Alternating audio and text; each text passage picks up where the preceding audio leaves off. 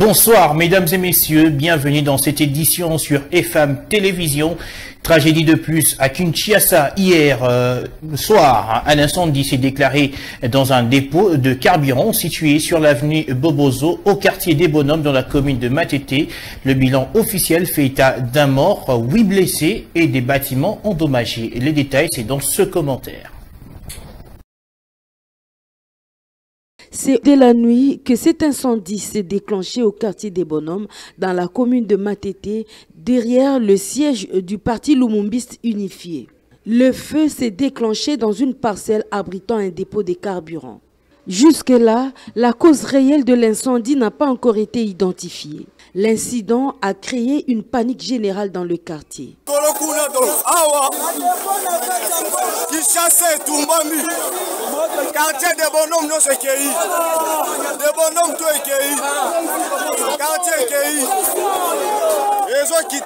Les maisons situées le long de ces dépôts ont également pris feu.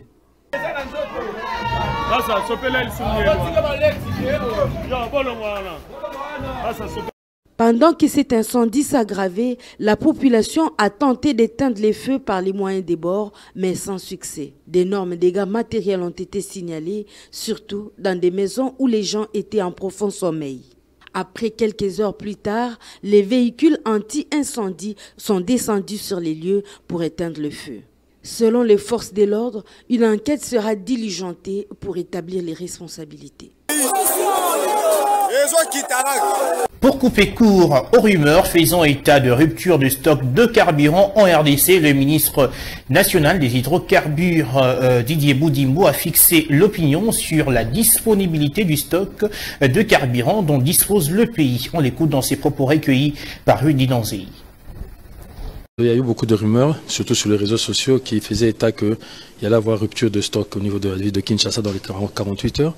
Donc on s'est réunis pour essayer d'étudier la question. Mais là, après la réunion, donc, je peux rassurer la population congolaise et quinoise, et même celle du Congo central, qu'il n'y aura pas de rupture. Tout a été mis en place pour que ça n'arrive pas et ça n'arrivera pas. Et d'ici là, il y aura encore d'autres bateaux. Donc je pense qu'on est très loin de ce problème. Je suis avec CEP est là, il y a Soucir qui est là, les Ruscom, tous, on s'est tous mis d'accord et ils nous ont donné le stock qu'ils ont. Ce qu'ils ont en permanence actuellement pourra faire tenir la ville et même la partie ouest du pays. Retour ce jeudi du chef de l'État Félix Tshisekedi à Kinshasa après un bref séjour à Bruxelles où il vient d'être soigné d'une hernie discale. Militant des partis membres de l'Union sacrée de la nation, population congolaise en général, tous se sont mobilisés sous l'appui pour l'accueillir depuis l'aéroport international de Njili. Commentaire Rudy Danzei. C'était un Félix Tshisekedi très serein avec sa Minerve au cou. Arboré de rouge et blanc avec sa charmante épouse à sa droite, le chef de l'État a foulé les sols de Kinshasa. Aux alentours de l'aéroport international de Njili, une foule en liesse venue accueillir les chefs de l'État, question de lui témoigner un soutien inlassable. Déjà, dès les petites heures du matin, les militants et cadres des partis politiques membres de l'Union sacrée ont affiché leur présence avec des calicots en main pour réserver un accueil délirant au président de la République. Au sortir de l'aéroport international de Njili, le chef de l'État a été accompagné par cette foule. Chemin faisant, le cortège présidentiel s'est arrêté sur l'avenue Bobozo au quartier des Bonhommes dans la commune de Matete où un incendie s'est déclenché la nuit d'hier mercredi. Sur place, le président de la République Félix-Antoine Tshisekedi a recueilli les informations auprès du commissaire provincial de la police-ville de Kinshasa, le général Silvano Kasongo. Est-ce qu'il y a l'habitation de ici à le dépôt.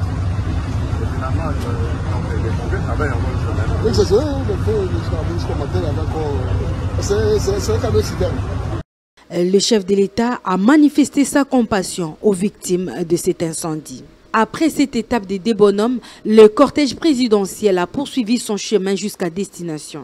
La foule qui a accompagné le chef de l'État a été conviée à assister à un concert organisé à la place Kintambo Magasin à l'honneur du retour du chef de l'État. Un autre événement malheureux est survenu sur la route nationale numéro 1 au niveau du pont Maïndomé. Un véhicule en provenance de la ville de Bandundu avec à son bord 11 passagers dont quelques députés provinciaux d'Ikwilou a fini sa course dans la rivière Maïndomé. Suivi. C'est ici le pont Maïndomé où la Jeep qui transportait 11 passagers, membres de l'Assemblée provinciale de la province d'Ikwilou, est portée disparue. Selon le premier témoignage, sur les 11 personnes qui étaient au bord du Jeep, 9 sont portées disparues, dont 3 députés provinciaux. Le rapporteur du collectif des députés provinciaux qui a rapporté les faits a affirmé que ces passagers, dont quelques élus de la province du Kwilu, ont quitté la ville de Bandundu pour répondre à une invitation de la haute hiérarchie à Kinshasa. Ici est de noter également que parmi ces 11 passagers, il y a un député provincial qui a survécu et se trouve en ce moment à l'hôpital Biamba Marie Mutombo pour des soins appropriés.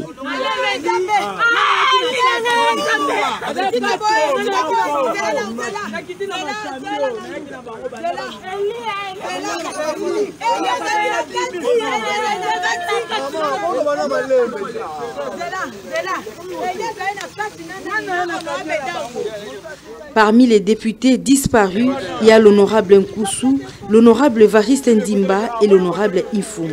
Ces derniers sont montés à bord de ces véhicules dont le frein a cédé pour se retrouver dans la rivière. Jusque-là, les corps des personnes disparues ne sont pas encore retrouvés. Guerre en Ukraine. Au 22e jour de l'invasion de l'Ukraine, ce jeudi, une frappe aérienne a touché un théâtre qui abritait des civils à Mariupol. Pendant ce temps, à Kiev, les débris d'un missile abattu ont tué au moins une personne et fait 3 blessés. Ania Collet. 7 pays occidentaux dont le Royaume-Uni, les États-Unis, l'Albanie, la France, la Norvège et l'Irlande demandent une réunion d'urgence du Conseil de sécurité de l'ONU ce jeudi sur l'Ukraine en raison de la dégradation de la situation humanitaire dans le pays. Vladimir Poutine, le président russe, est un criminel de guerre selon Joe Biden, le président américain. Le Kremlin juge ses propos inacceptables et impardonnables. Les autorités ukrainiennes accusent l'armée russe d'avoir bombardé les théâtres dramatiques de Mariupol, ville assiégée alors que plus d'1 millier de personnes y avaient trouvé refuge. Nous ne pardonnerons jamais cela, assure la municipalité sur Telegram. Ces troupes russes tentent toujours d'encercler Kiev. Le chef de la diplomatie français Jean-Yves Le Drian accuse la Russie de faire semblant de négocier un cessez-le-feu en Ukraine tout en continuant à faire parler les armes. Depuis hier mercredi, les bombardements du théâtre de Mariupol suscitent inquiétude et indignation. Le sujet a été évoqué par le président ukrainien lui-même. Le ministère russe de la Défense a démenti ces bombardements, affirmant que l'immeuble avait été détruit par les forces ukrainiennes. Le Kremlin a rejeté ce jeudi 17 mars la décision de la Cour internationale de justice, plus haut tribunal de l'ONU, qui a ordonné la veille à la Russie de suspendre immédiatement ses opérations militaires en Ukraine. Aussi, l'UNESCO va fournir un premier lot de 125 casques gilets pare-balles siglés, annonce l'organisation onusienne dans le cadre des mesures d'urgence pour protéger les journalistes couvrant ces conflits. Rappelons que, depuis le début de la guerre en Ukraine, 5 journalistes ont été tués, dont 3 Ukrainiens, un Franco-Irlandais et un Américain. Cette situation de l'Ukraine met en risque la vie de plusieurs journalistes et l'ensemble de professionnels de médias pour informer la population locale et le monde entier des réalités de cette guerre. En Amérique latine, le nombre d'immigrés accroît à des proportions de plus en plus inquiétantes. C'est pourquoi les États-Unis d'Amérique et le Costa Rica se sont mis d'accord sur des textes qui visent notamment à faciliter l'aide humanitaire à ces populations. On en parle avec Monica Macaba. Selon le gouvernement du Costa Rica, ce nouvel accord vise à intensifier le combat contre les passeurs et le trafic d'êtres humains, tout en explosant les possibilités, renforcer les programmes existants des demandeurs d'asile et des réfugiés. Il vise à accroître l'aide internationale des donateurs et institutions multilatérales pour le financement de pays qui accueillent massivement des migrants et réfugiés, a déclaré l'Américain Alejandro Mayorkas. Nous avons choisi le Costa Rica comme premier partenaire et ami pour signer cet accord important en raison de son autorité sur cette question qui a des répercussions sur la région et sur le monde entier, a-t-il poursuivi. Selon l'ONU, plus d'1 million de Mexicains et de Centro-Américains ont fui leur pays l'année dernière en raison de la violence, du manque de perspectives, du changement climatique et des ravages provoqués par la pandémie de Covid-19.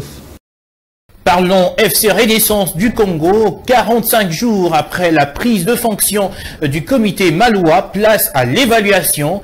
Autour des présidents sectionnaires, le président Maloua Billy a procédé à une évaluation sans complaisance et à la présentation d'un état des lieux. C'était au cours d'une réunion tenue le mercredi, comme nous le disent Lionel Ngolo et Florent Okita. Jour pour jour, cela fait exactement 45 jours que le comité Maloua prenait les commandes du club Cher de Banafibo, soit le 31 janvier dernier. Reconnu par sa vision de faire du FC Renaissance une équipe forte au détriment des hommes forts, Maître Maloua Billy Cléophas poursuit sa mission de reconstruire l'équipe et de prêcher la paix pour son épanouissement. Vu l'importance de cette réunion, le président sectionneur pense qu'il était temps de faire un état de lieu et de présenter une évaluation 45 jours après la prise de fonction du nouveau comité.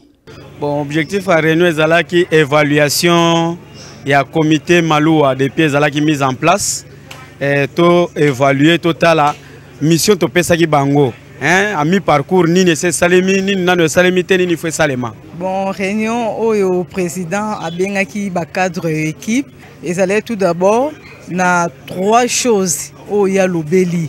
Oyo ke équipe na biso tokoki kozonga nango po tozonga ndenge tozalaki. Après évaluation, les représentants de supporters saluent tout de même l'abnégation et le travail du président Maloua. Oui, toza satisfait jusque-là parce que les amakambo ko refonder dans nos clubs.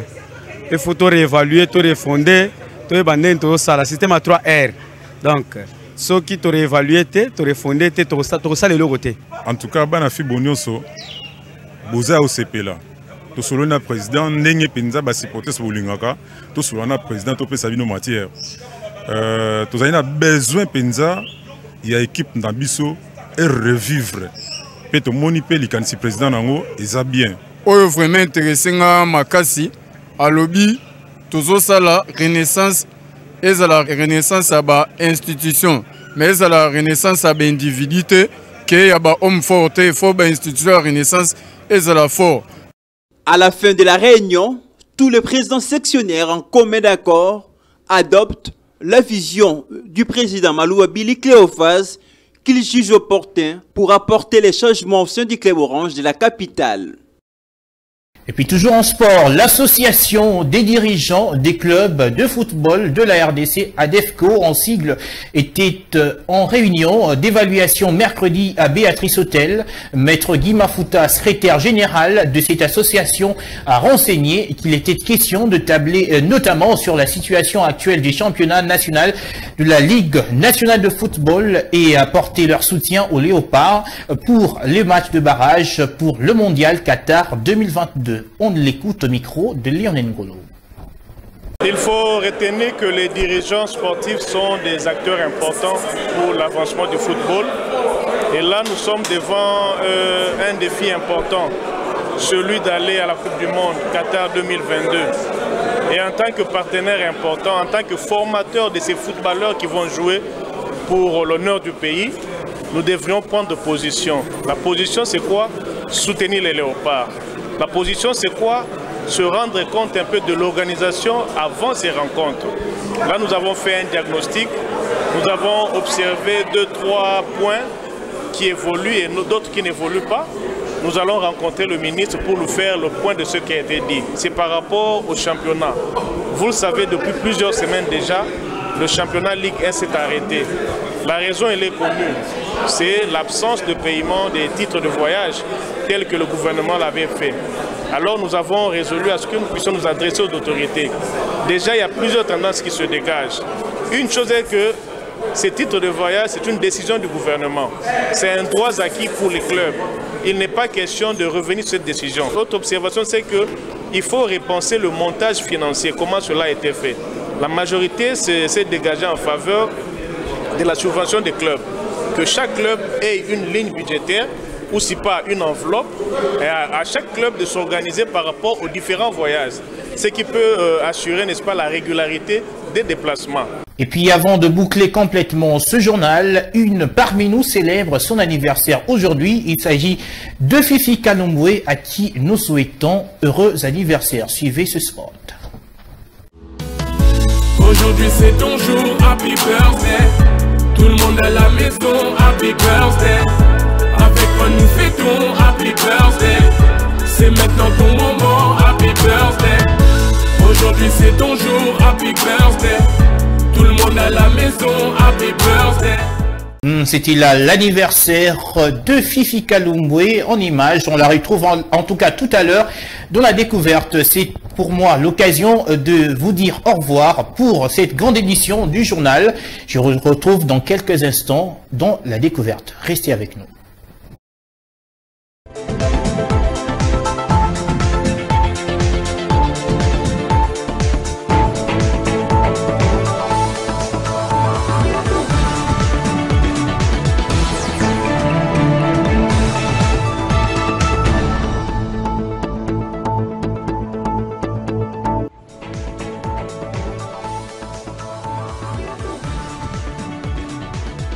Nous revoici sur ce plateau, mesdames, messieurs, encore une fois de plus, bonsoir. Maintenant, c'est l'heure de la découverte, comme nous l'avons annoncé sur ce plateau, je peux dire une très belle dame, au nom de Fifi Kalumbwe. Bonsoir. Bonsoir Patrick Ngou, bonsoir chers téléspectateurs. Dites-nous un peu quel est le mot, soit, ce que vous nous apportez ce soir.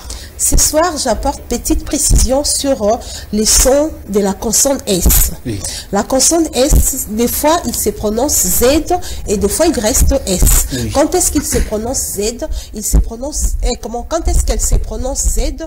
Elle se prononce Z lorsqu'elle est entre deux voyelles. Oui, comme visible, paisible, S devient automatiquement Z parce qu'elle se retrouve entre deux voyelles. Oui. Mais quand la consonne S se retrouve entre une voyelle et une consonne ou entre deux consonnes, elle reste S. Oui. L'exemple avec patriotisme, on ne dit pas patriotisme, on dit patriotisme, persistance, persister ou encore révolutionnisme. Donc quand il est entre une voyelle et une consonne, S reste S. Il ne devient pas Z. Merci beaucoup. C'est la même chose que anniversaire. Anniversaire, S est entre A et R, donc il reste S. Voilà, vous comprenez pourquoi je l'ai dit. Merci. Puisqu'aujourd'hui, c'est votre anniversaire. Merci beaucoup. Merci, donc joyeux anniversaire et non anniversaire. Voilà, merci beaucoup. Chers téléspectateurs, c'est la fin de cette découverte. À très bientôt.